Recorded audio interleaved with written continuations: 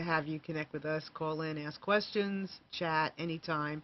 And you can also go on the line underneath the chat, near the video, there's a chat window, and you can put your name in there, nickname, whatever name you want to choose, and you can partake in some of the conversation in the chat. So we're going to be talking today about something very interesting. But before we do that, Amnon, could you put up that first slide? You're going to give him. Yes, I am. You're going to give him the license. Did you see what Suziani said? No, what'd she say? She said, I only have sons, and my ex is not what you would call passionate. Very opposite of that, in fact. Okay, well, there you go. See? Somebody, okay, good. All right, well, Don't tell your mom that. No, I'm not going to tell, but we want passionate men out here. Always. We want passionate and passionate, women. And women. And women. And women. And you're passionate. Yes. You're a passionate man. Well, it's interesting. Before we go, the slide is here, which I love. Speak your mind. License. On this show, we give you a license to speak up about whatever you want. I could be talking about something, but if you have something you want to share or ask, please do. I would love to hear from each and every one of you. And this is an open invitation and an open license to share.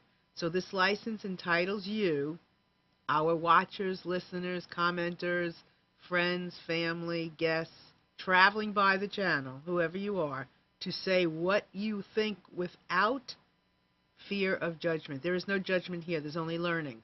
So whatever you say, we get to learn together. So please, whatever it is, it doesn't matter. Share it. Or criticism, doesn't matter. You're not going to have any. And open yourself up, and the world will open up with you.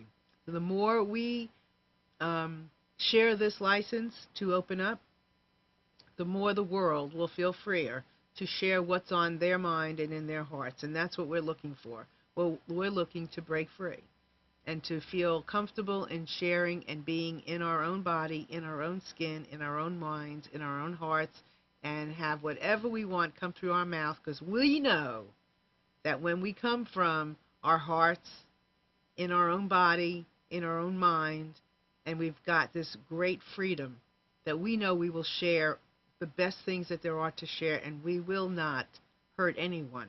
There is no intention of hurting anyone when you come from that place. So we are asking you to please take me up on it. I am asking you, do that. Okay. So what does Suziani say? I only have sons. Oh, you already said that. Okay. So today we're going to be talking about this very interesting concept of the dash. How many of you out there have understood, heard, or anything about this notion of the dash? Well, we're going to go into it today. So, Amnon, can you put up that first? Sure. Living your dash.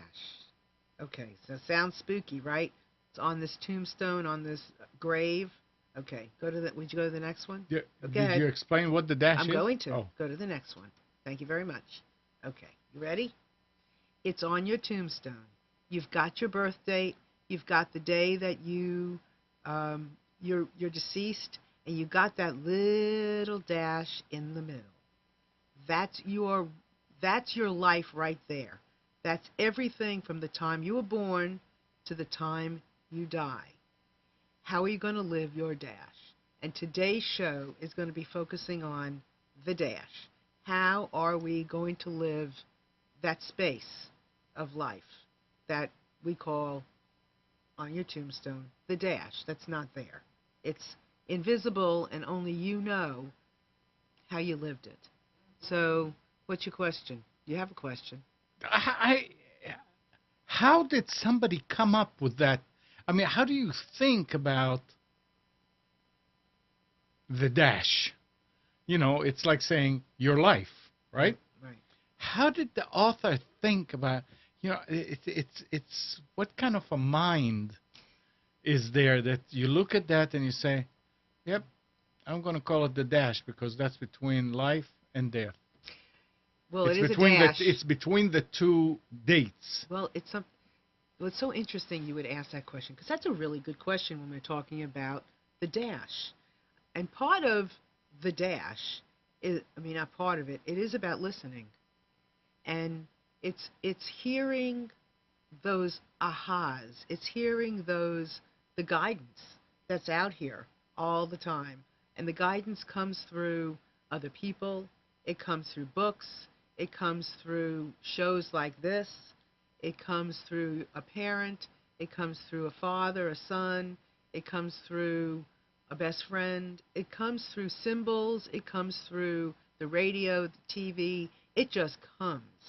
And our job is to listen for those symbols to make up our dash. Now, so what happened? So this woman, I have this book, and it's a beautiful book, and I want to thank my friend Debbie, who does a show here as well, Health In Show.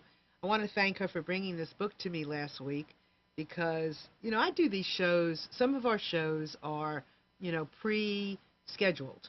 We have guests, and they take a long time to schedule, and we learn about our guests and the subjects that they want to talk about in their books or their teachings or how they broke free or whatever it is. But then sometimes our shows are spontaneous. They're just the dash. It's noticing the dash. That's what these shows are about, noticing the dash. And, and hearing that, and what is that? And we bring that here. So last week, Debbie had given me this book, and I thought, wow, that's interesting, and The Dash, Making a Difference with Your Life by Linda Ellis and Mac Anderson. And I'm just going to kind of hold it up here, okay? Can you all see it? Here we go. There we go. Oh, down. You don't need What do you want me to do? Your face, okay, and then you know that they see. Oh, yeah, of course. How stupid can I be? Oh, that's a riot. Okay, here you go. Yeah, I'm going up, down, everywhere, but my face is right here, and that's where the camera is. Okay. So she brought it for me, and I had it sitting off to the side, and I'm thinking about, what am I going to bring here this week? What's coming through me that is needing to be shared, talked about, opened up? What can we communicate about? And all of a sudden, I looked down at the book, and I went, the dash. And what is the dash? So I opened it up, and as soon as I opened it up, I got it. I mean, you don't have to look far but on a tombstone to understand what the dash is.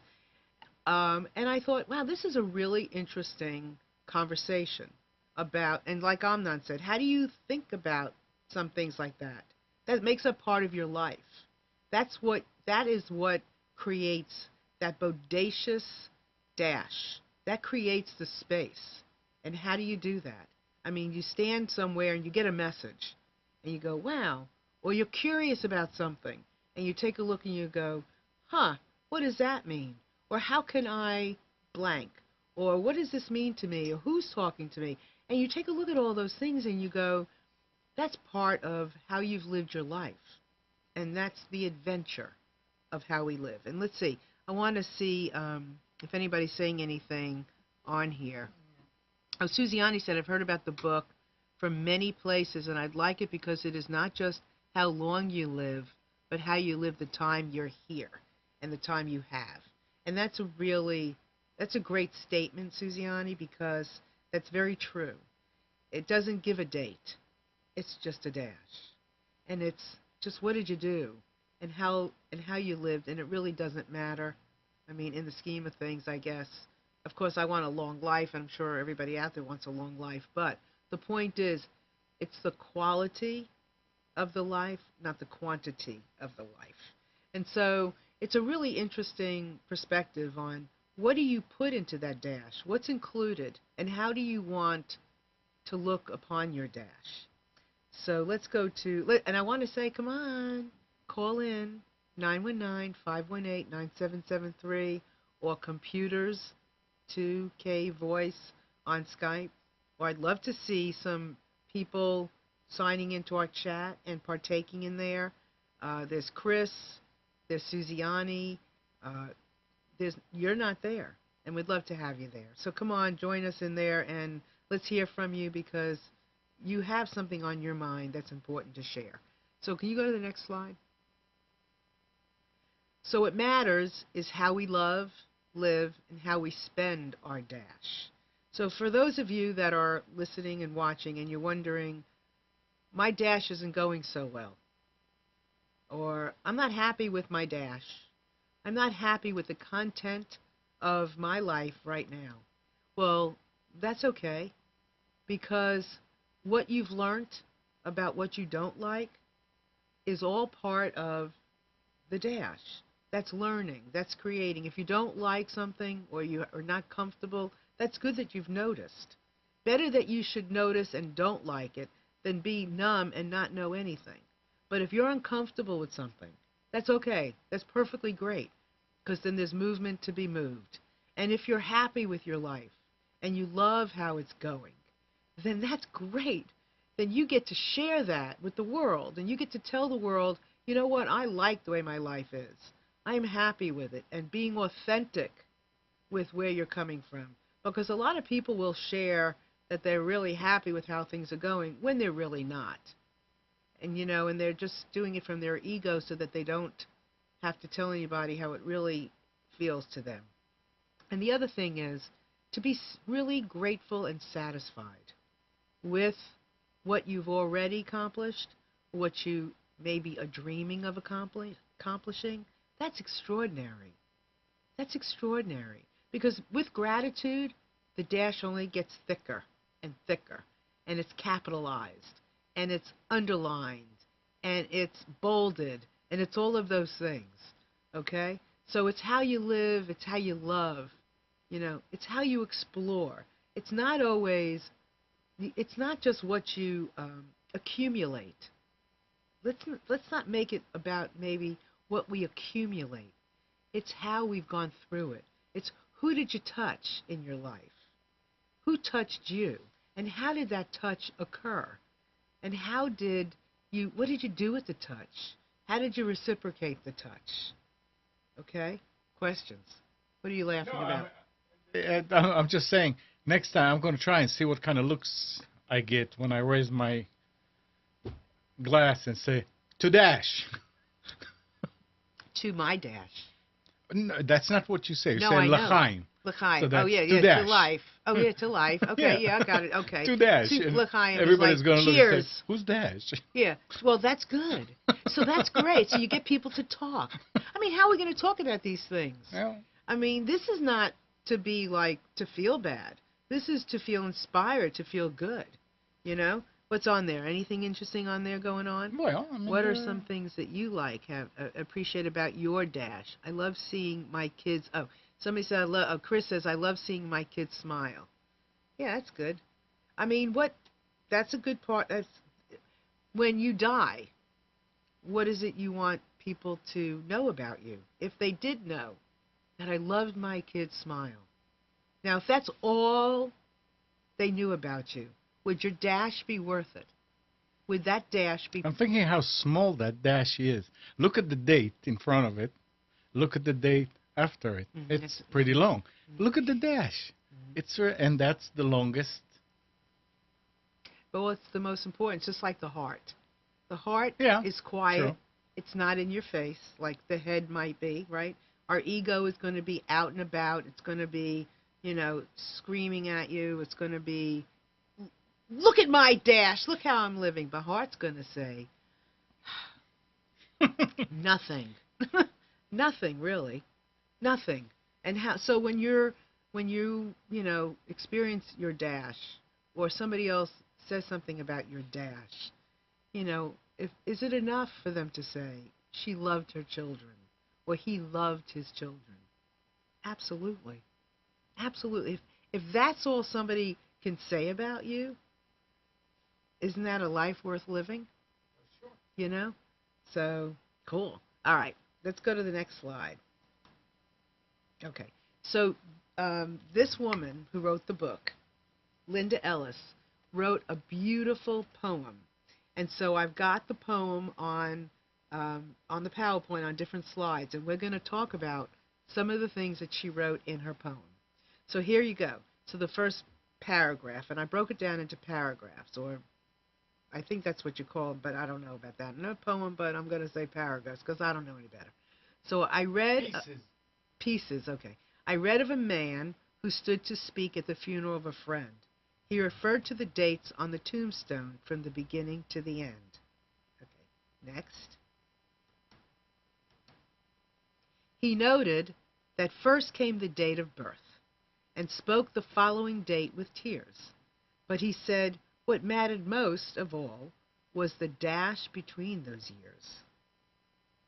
And I wanted to tell you, everyone, that I have not read this whole poem through because I really wanted to read it together. But I read what people said about the poem and what a difference it made in their lives. And so I thought, wow, let's do that together. Okay? Next. So for that dash represents all the time that they spent alive on earth.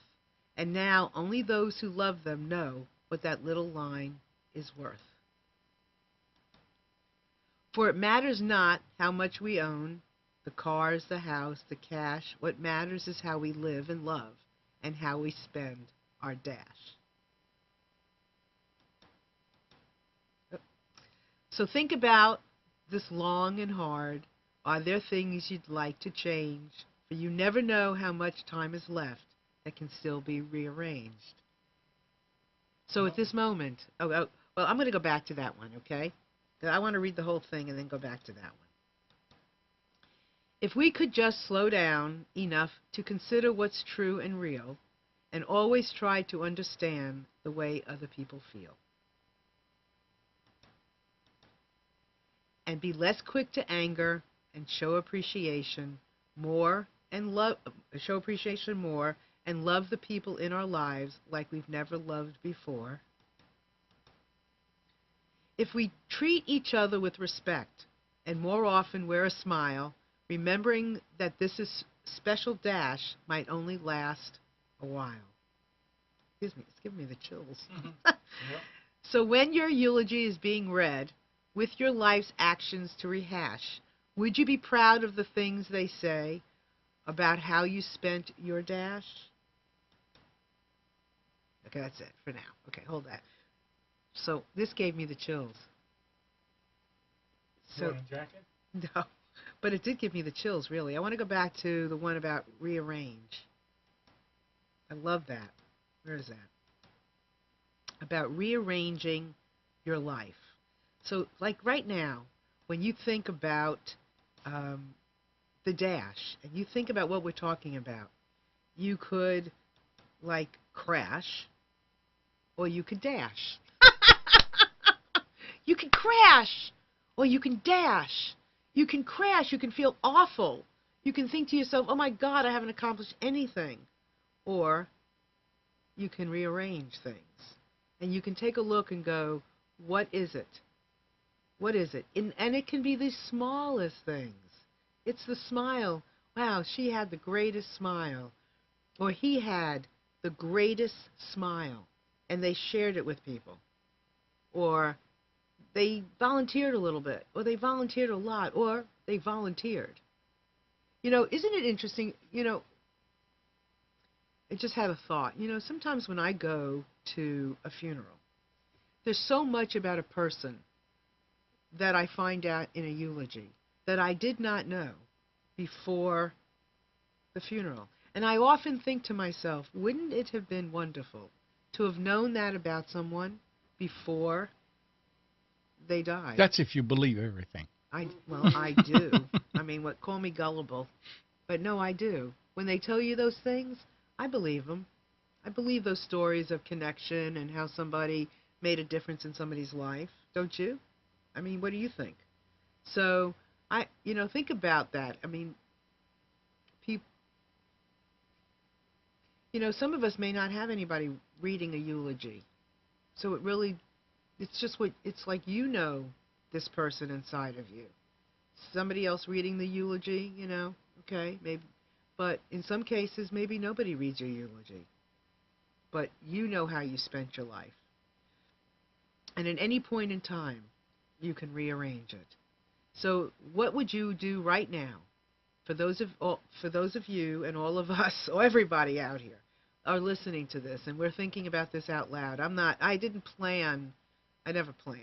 Can't you tell? I never plan what I'm going to exactly say. It just kind of comes out. So if we're thinking here and we're talking together about the dash, what would you do? Would you do anything different?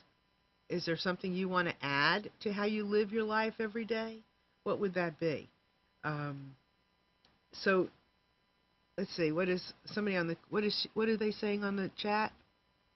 Chris is asking, has anyone ever heard a negative eulogy? Oh. And she says, I think people always try to say something positive, right? And Suziani said, yes, I have, Chris. She's heard one? A relative stood up and said such negative things about someone that was dear to me. That's Really? dumb. Why would somebody? That's awful. I don't even want to think It's about awful it. and it's dumb. I can't even imagine. What do you accomplish? I don't know, but I can't imagine it. I mean, I just don't even want to imagine it. But anyway, that's amazing. And you know, Suziani, I'm sorry that happened to you, or that would happen to anybody. Because, oh my God, what is? Well, the nice thing about a eulogy, you know how in life they said you can do a lot of good things and nobody would remember, and you screw up once and they'll always remember it. In the eulogy, it's the other way around. You try to forget all the negative things and remember the positive things and talk about the positive things. It doesn't do any good to talk about negative things in a eulogy. I mean, it's. I can't even imagine somebody doing that. But I think Yeah. well, I would say it's really a reflection on the person speaking. No, I mean, oh my God, I can't even imagine. me neither. I've who would never do I've something never like heard. that. No, you know what though? After I was divorced, my ex-husband's father passed away, and I loved him dearly, and I felt compelled to share, not the eulogy, but to share at his funeral, because I thought I could share something as, you know, somebody else that I remembered, and I did, and it was, I mean, I felt so honored to be able to do that. It's such an honor to somebody to do that, and I did it with my current father-in-law, who I didn't know as long, but I felt what a great man this was. And for somebody like me who had just married his son to be on the fence, kind of halfway on and halfway off, was really Right. You know, it was really cool. So She's saying. who is that? Somebody saying something? Yes, Suziani said she lost the video and audio. And we're not on No, then? I mean it's Oh, you're on? working. I mean mine froze for a second. Okay, so we're good? We're good, right? Everybody out there? Yep. If you don't hear, well, that was It's fine. No, okay, we're good. she said okay. that she refreshed and it's Okay, perfect. Okay, so anyway, rearranging your life, thinking about, like, even, I mean, we don't know when we're going to die. I mean, we really don't know. Some people, you know, might have less time to live and have more of an idea that they are going to maybe, or they think they're not going to live very long, or they don't know exactly, but maybe not as long as, you know, they thought they might live because of an illness. So taking all of that into consideration, if you are facing death, or that you don't know you're facing death, because somehow we're all facing death, and we don't know when that is. Some people have a little bit more of a label on it than some of the rest of us. So we really don't know how short of a time we have left. What are we doing with it? I mean, I'm going to be different after I do the show today, because sometimes I think I don't know, sometimes I procrastinate. I have so much going on that I love to do, and I think about this new idea and that new idea, and I think, oh, God, I want to do this, and I want to do that, but I'll do it. And I put it off to the side a little bit, and I'll do something else. I think I want to take a look and rearrange the things that are most important of the things that I want to do, and not do all the things that are not as important. Make sense? This is this is about rearranging. Yes. So I want to rearrange the priorities. And that's not about my children. That's about my work. My children automatically draw me. I don't care almost what I'm doing. But so that's, I think, for the first time, I didn't always have that into perspective, but I do now. But my work, there's so many wonderful opportunities out here for entrepreneurs, for people like me, that we can do. I mean, there's always a new idea, and there's always a bigger way of doing an existing idea. So it's kind of fun and adventurous, but also kind of complicated to decide what it is that you want to do and which piece of this idea should you not do to make it bigger. Just do the thing. So we so often want to cross every T and dot every I, or cross more T's, and oh, here comes another I to dot. We don't need to do that all the time. And I, for one, am going to watch that.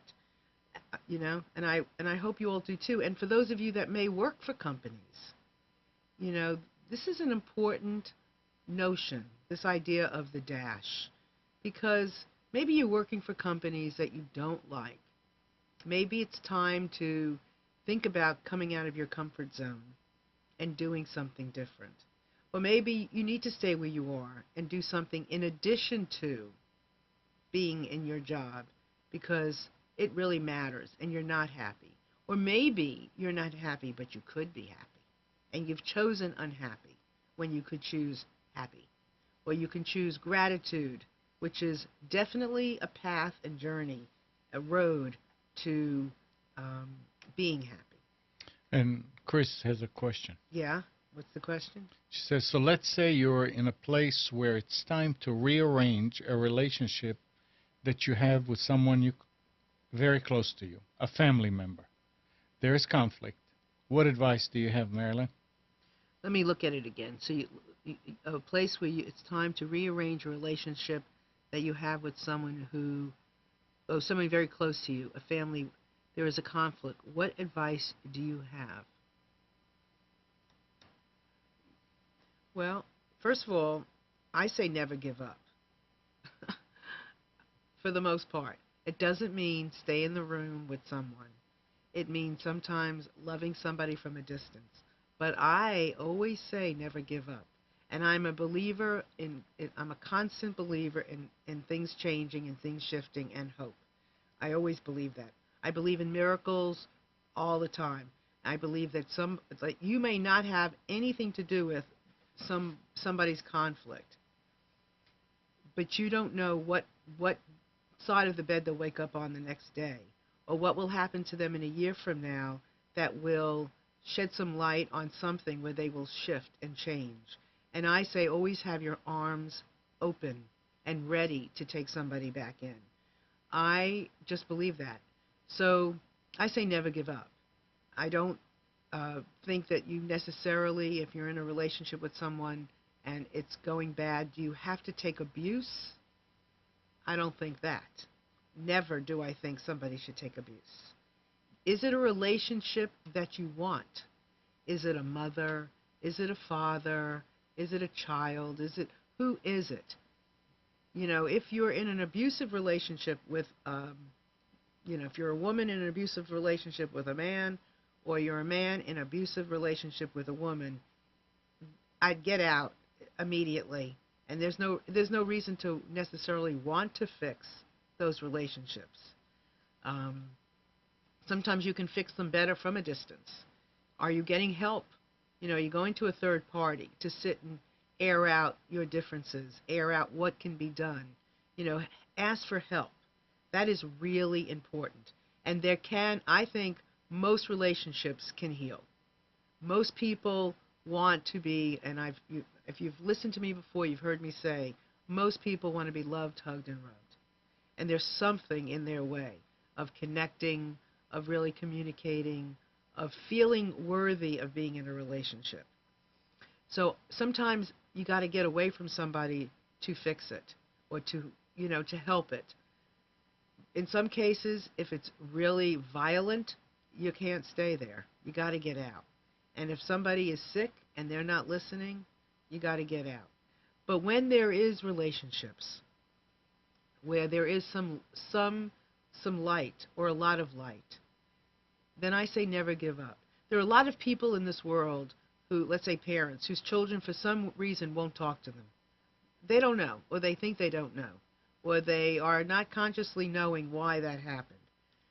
I say keep sending cards. Keep making a phone call. Keep calling them on their birthdays. Keep doing those things. It makes a difference. If it's a mother, if it's a father, whoever it is, it's a best friend. you just keep sending a message. Not every day, but, once a month, on a birthday, you just keep sending the messages that tell them that you are not giving up, that you love them dearly, and you are there whenever they're ready to talk. So I can go on and on and on and on and on and on about conflict. So is there another message? Okay. Here's a good, is there another one? I don't see another one. Yeah, here's a good question. Here's a good question about rearranging. What could you be positive, it just moved. What could you be positive and happy about right now if you really wanted to? Something that sometimes that clarifies. Sometimes that clarifies. What could you be happy about or positive about? I don't understand the question, do you? Chris, I don't understand the question. Can you write a little bit more about the question? Better yet, can you call it in? Yeah, better yet, could you call it in? I don't understand the question. What could you be positive and happy about right now if you really wanted to? Sometimes that clarifies. I don't know. I mean, if I read it correctly, I'd say anything. Chris, we can get in. Yeah. Chris, we can get in your head. Yeah, call in, Chris. But I would say anything that you can be happy about, because happiness is not a pursuit. I mean, forget that. Pursuit of happiness, I don't know where it came from. It is not a pursuit. It is right here, right now. What is it that you can be happy about right now? Pick something, anything. I don't care what it is, that you have light on in your house, that you are inside and it's cold and you have heat, that you're eating something yummy, that you have an internet and you get to watch me, whatever it is, find something, and then feel that feeling for as long and you can feel that feeling for as long as you can by focusing on the feeling and not the thing. Okay, here is this Chris? Hello. Hey, it's me. Okay, so It's what? Chris. Okay, good. What was that question? Okay, so here it is. I thought this was good when you're thinking about clarifying your path, and asking yourself, what am I happy about? What do I like right now in my life that's going well? And I think that can help you figure out what needs to be rearranged and what doesn't need to be arranged. Okay, got it. Okay. Yeah, so that's where I was coming from with that question. I think when I say sometimes that clarifies what you want to prioritize, asking that question can really help. Yes, I think that's a very good question. So, you have something to say? Yeah. What? That's a lot of arrogance there. What? What do you mean things you don't need to rearrange? You can rearrange anything. Everybody. There's no things that you cannot, that you don't have to rearrange. If you think about. No. I know that's what I'm saying. Like, not everything needs to be rearranged. Well, sometimes if you're happy, if you're happy about it, then you're like, okay, good, I'm good. I like that.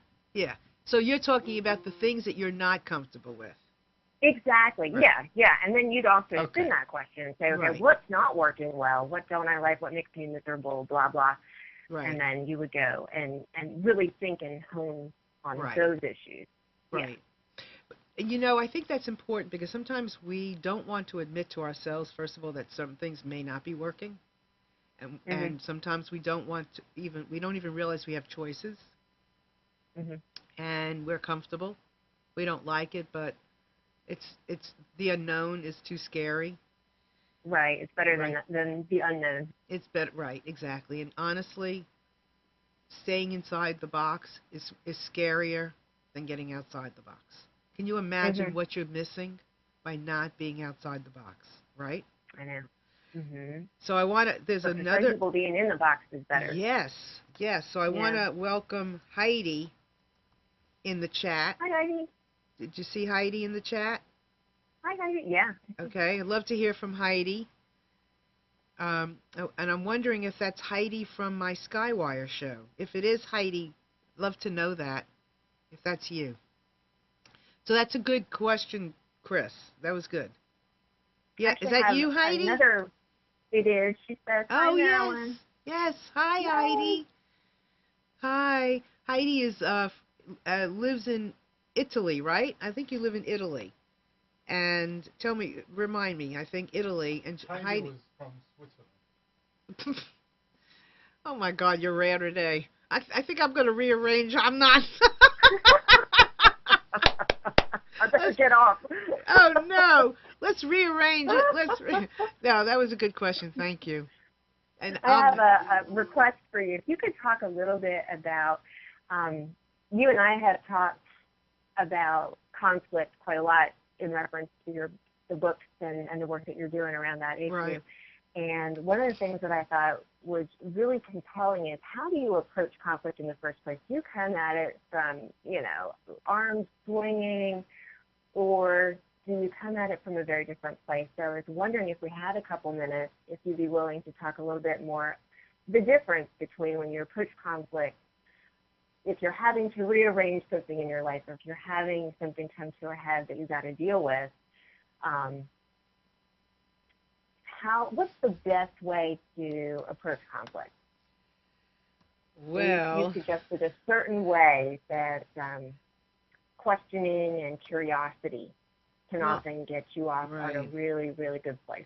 Well, I think. So I'm going to get off yeah, the line so you can talk about that. I think. Thanks, Chris. I appreciate you coming. Mm-hmm. I think conflict is a part of everyday life. So approaching it from curiosity, and we all are dealing with we all deal with conflict. I don't care who you are, where you are, or what you are.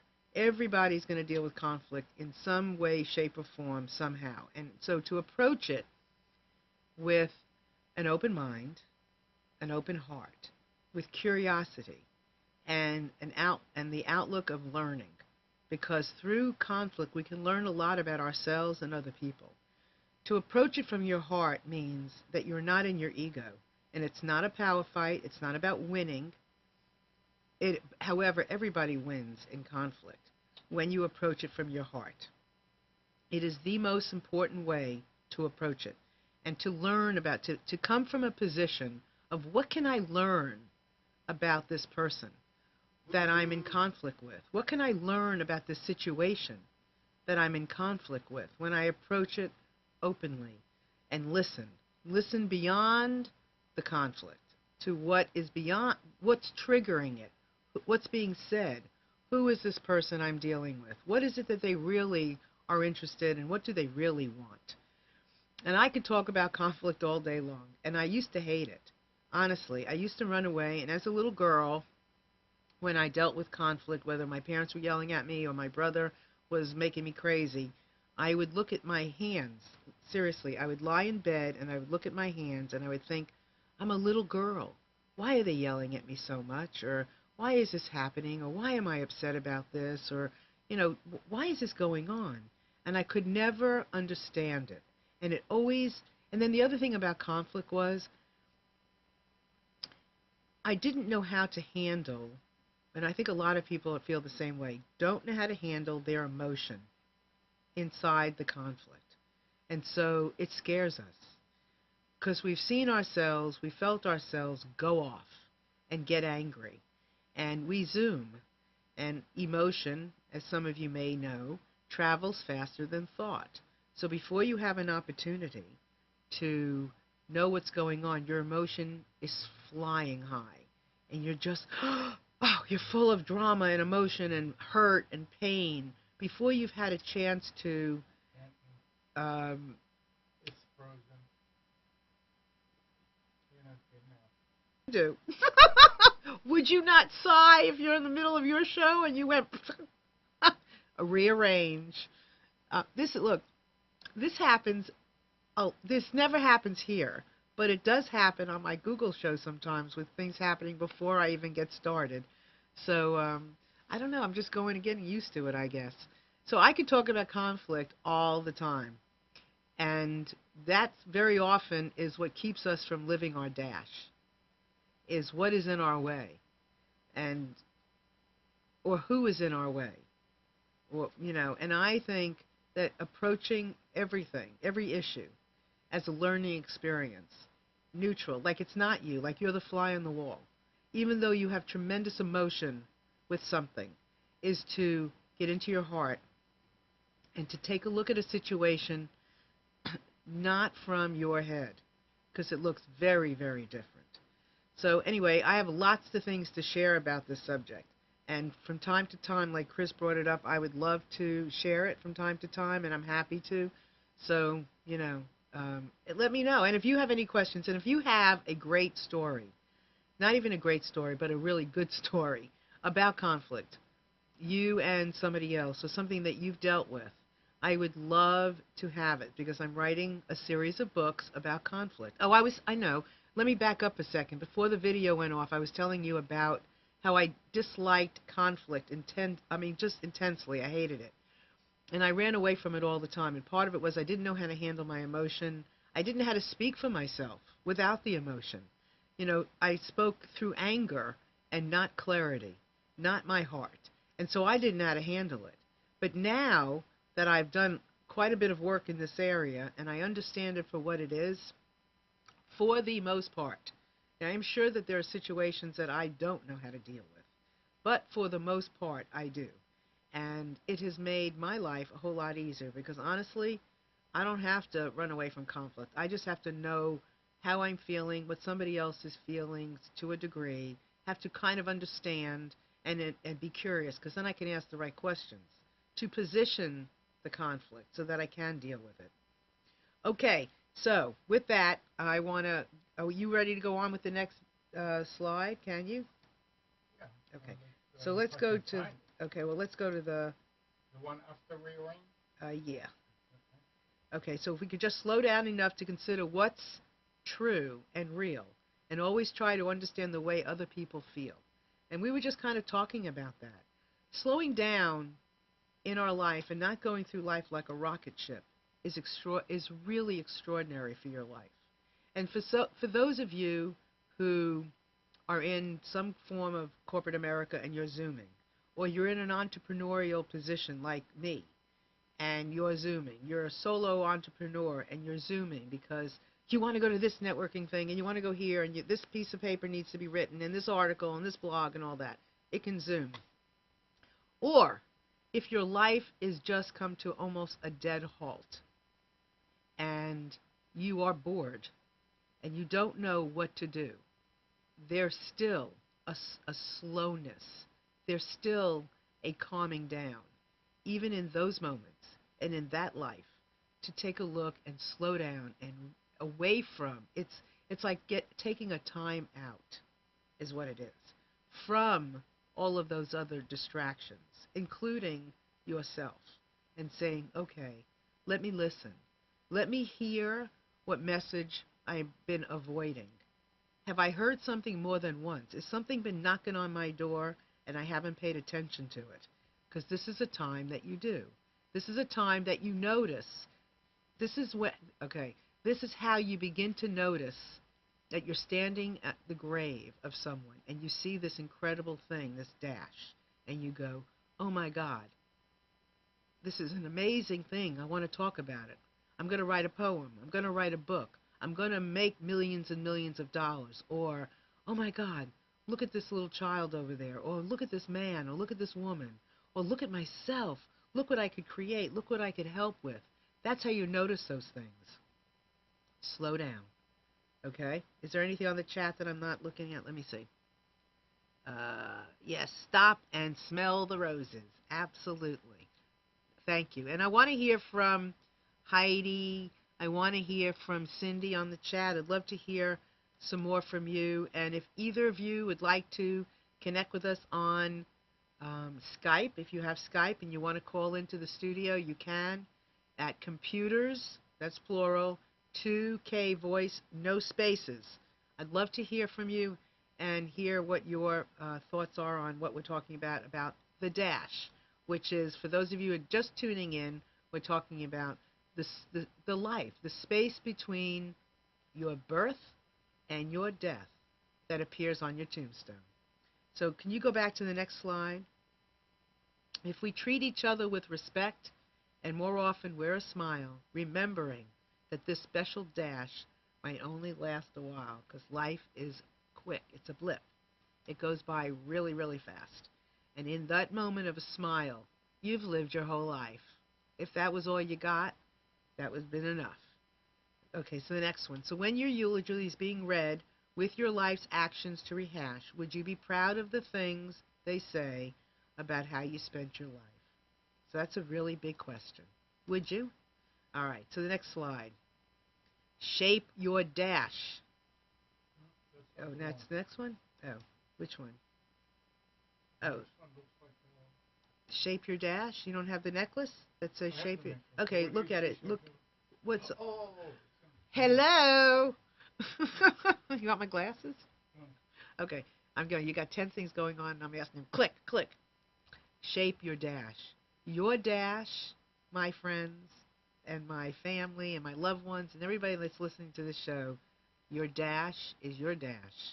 And you get to shape it any way you want, right? So shape your dash. And from this moment forward, how do you want to sculpture your dash? Like, what do you want it to look like? Where do you want to go with it? It's your opportunity. You can shape it any way you want. Okay, the next slide, Amnon, please. So, here's a few questions for you that I would love if anybody has a piece of paper and you're listening to the show, or you've got your computer and you want to type it out. Here's a couple of questions. I want to be known for. What would you like to be known for?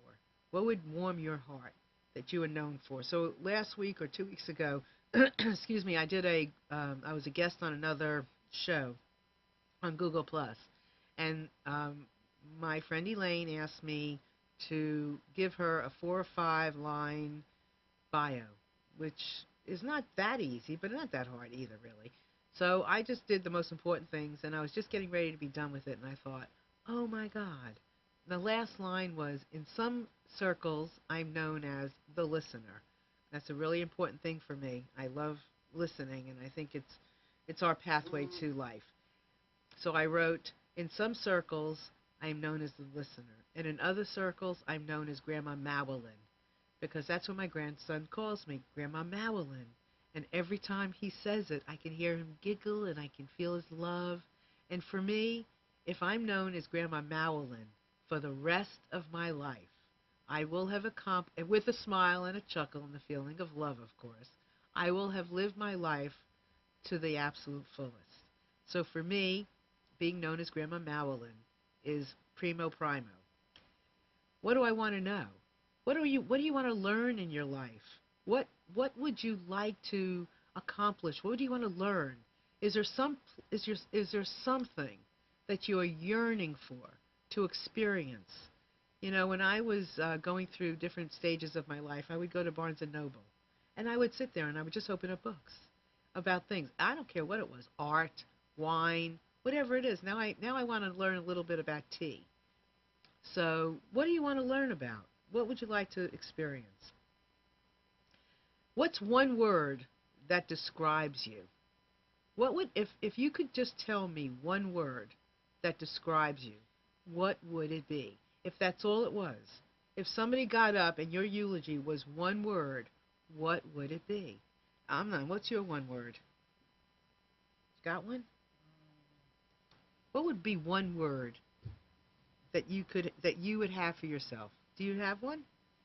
Me? I don't know. No. Me? Me.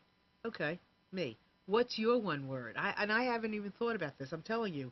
I wrote Oh, these and I down. did. No. Stop it. No, listen. Well, that would be my word, maybe. Listener. Maybe that would be mine. I did not do this. I just wrote them down, and I was possessed when I wrote each of these things down and when I put this PowerPoint together, because I truly wanted to go through this with you. Susie Ani says, effervescent. Yay! Yay! Susie, oh, yes, you are. Who else is on there? Chris. Oh, yes. What's Chris's? Come on, I want to hear from everybody on the chat. I see Heidi. I'd love to hear your word. Cindy, what's your word? And for those of you out there, what's your word? Mine might be the listener, I think. I have to think about it, really. But you can think about it. I'll give you time till next week. Or you can write me. You can write me at MarilynShannon.com and tell me what your one word is. And I'd love to know. So, okay. Would anybody else have a one word? Oh, Cindy says spunky. Well, that's cool, Cindy. And you can tell a lot about a person from their one word, can't you? Like, I'm not saying me. Now, what are you making up about I'm not saying about me? Anything? Chris, what's yours? I'd love to hear from everybody. Okay, so let's go back to my PowerPoint. The most incredible event of my life. What is that? For me, I guess it was childbirth. And my giving birth, and then watching my grandchildren being born. Oh, and then one other time when my daughter she went through in vitro, and I got to watch them implant the Yeah. that Sure, those were those are real the yeah those were really procedures. yeah that was like amazing. They took the what you call it, I can't even think about it now, the thing, the dropper, not the dropper, but anyway, the syringe. That's right. And I got to watch that, not knowing that it was a boy. And of course, he's adorable. So I've got, childbirth and watching my grandsons being born. What was yours? Probably watching my daughter. Okay. It's amazing. It's amazing. It's amazing. So I ask you out there, what's the most incredible event of your life? And you know what? Maybe you haven't had it yet. Maybe you're sitting there and saying, I haven't had one, or I don't know which one. But maybe you've had a lot of them, right? Till now. Up till now. Maybe I'm saying to you, what's the most incredible one? And you're thinking to yourself, gosh, I can't pick one. That's all right. Or maybe you're saying, I don't have one. And you know what? That's okay too. Because now you're going to look for one. Well, now one's going to come. Be open. And it doesn't have to be the only most incredible. We can have several most incredibles. Who's counting?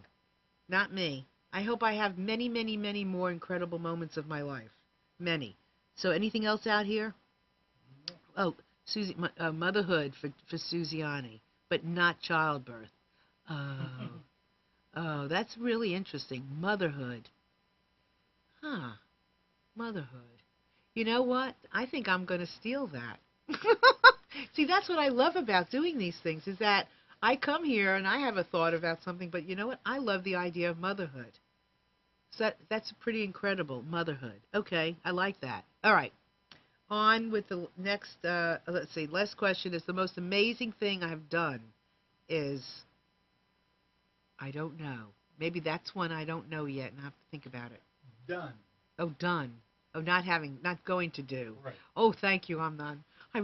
Thank you. Okay, done. What is the most incredible thing I've done? I don't know. I have to think about it, but I'm going to come back. I'm going to come back and share it, though. Okay, next one. Okay, when you are content inside, life is no longer a little dash between two dates. It's a lifetime, a true lifetime. And if nobody remembers, fine, you will, because a heart full of joy will dance forever. Very cool. I love that, don't you? Okay, next slide. Yep. We're going to be out of time. Boy, I'm having fun. Just us, right? Just you, me, Amnon, Chris, Cindy, Heidi on the chat, Susiani. I mean, we're having fun. I am anyway. Okay, so here. She took, she gave, she loved, she created, she dissented, she enlivened, she saw, she grew, she sweated, she changed, she learned, she laughed, and shed her skin. And I could say, he took, he gave, he loved, he created, he dissented, he enlivened, he saw, he grew, he sweated, he changed, he learned, he laughed, and he shed his skin. And then the next one, live your dash. So, wow, that was almost like perfect timing, right? So Right. we're almost a minute to the end of our show today.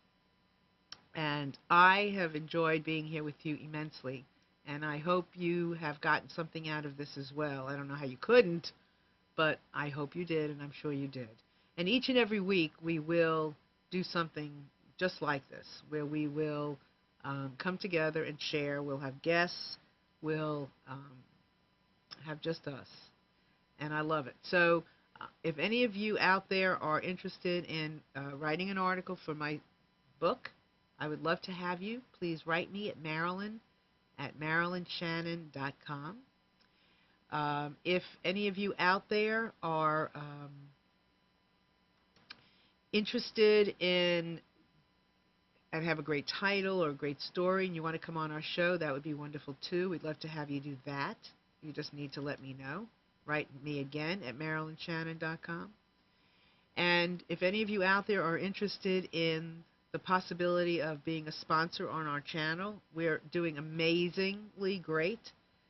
We have up to 14,000 live views each week. So remember, that's extraordinary. You would be a star. So let me know that. You can write again at Marilyn Shannon, and Marilyn@MarilynShannon.com. And remember, when you're embedded in these shows, you're not just here for the live performances.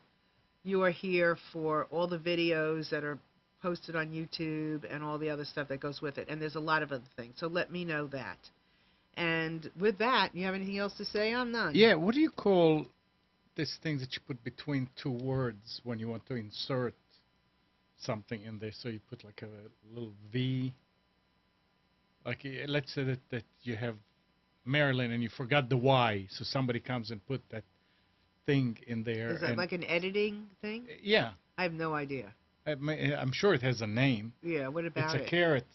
It's Yeah, a carrot. it's an Somebody upside down carrot. Okay, That's so right. somebody's saying what it is? So I can just see a new thing to do when you go to a funeral or something. Just come with a big plaque. What do you call it? A memorial plaque? Like a plaque that's designed Yeah. like that, and have the person, something good about the person, and just stick it on the stone, right? Like something in the moment that people could do something with? Well, maybe they can do that too. Okay. And you stick it right there on top of the dash, so they can put in about the person's, Oh, interesting. the deceased life. You see, so you... And that's, I've got a patent on Okay. it already. I just did. Okay, but you know what's so cool is when we started the show, Amnon said, how do people come up with the dash? And now he's coming up with something, Yeah. to support the dash. So anyway, live your dash, explore your dash, enjoy your dash, and, I think one of the most important things is to share your dash, so that we all, sharing our dashes, make this world a much better place. So with that, I want to thank you all for being here today. Everybody on the chat, everybody that's been listening and watching, and that, we'll be here next week. So have a wonderful week, and enjoy your dash. Bye.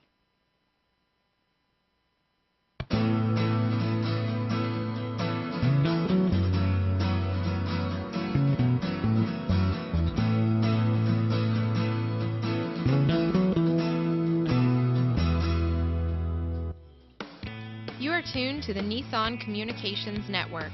Our weekly lineup of call-in programs includes Computers 2K Now with Amnon Nissan, Health In with Debbie Bruck, Breaking Free with Marilyn Shannon, Lessons of Vietnam with NCBVI members, The Tanya Love Show, Your Healthy Pet with Gisela DiCarlo.